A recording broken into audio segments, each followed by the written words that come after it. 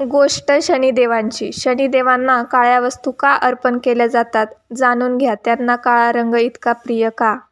तुम्ही पाहिले असेलच की कोणत्याही मंदिरात शनिदेवाची मूर्ती नेहमी काळी असते. या व्यतिरिक्त त्यांना फक्त काळी तीळ, काळे मसूर, काळे कपडे, लोखंड इत्यादी काळ्या वस्तू दान केल्या जातात. पण शनिदेवाचा काळ्या रंगाशी काय संबंध आहे आणि काळ्या गोष्टींना त्यांना इतका प्रिय का आहेत? शनिदेवाच्या आवडत्या काळ्या रंगाबद्दल एक पौराणिक कथा आहे, जी त्यांच्या जन्माशी संबंधित आहे.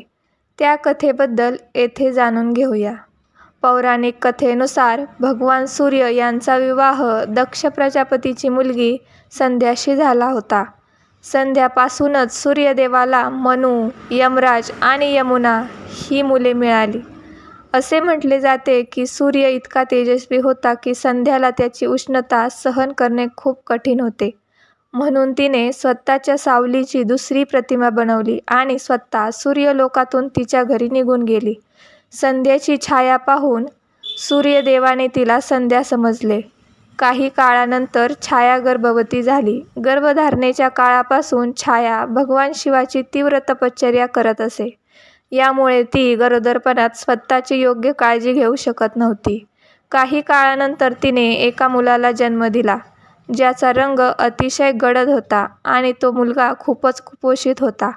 काळ्या मुलाला पाहून सूर्यदेवाने त्याला आपले मूल म्हणून स्वीकारण्यास नकार दिला. हे ऐकून शनिदेवाला खूप वाईट वाटले आणि रागही आला. शनीला सर्व ग्रहांमध्ये शक्तिशाली होण्याचा आशीर्वाद छायाने गर्भधारणेच्या वेळी महादेवाचे ध्यान केले असल्याने शनिदेवाला आईच्या उदरात भगवान शिवाची शक्ती प्राप्त झाली.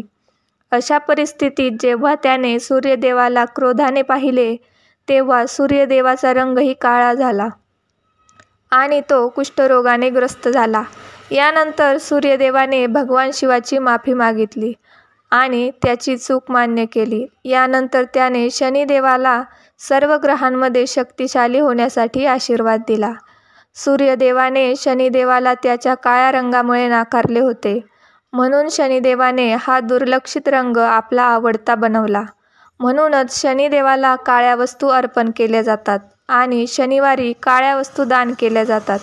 एवढेच नाही, जरी तुम्ही कोणत्याही गरजू किंवा उपेक्षित व्यक्तीला मदत केली तरी शनिदेव प्रसन्न होतात आणि तुम्हाला आशीर्वाद देतात. अशाच नवनवीन गोष्टींसाठी आणि नवनवीन माहितीसाठी चॅनेलला लाईक करा, शेअर करा आणि सबस्क्राईब करा. थँक्यू.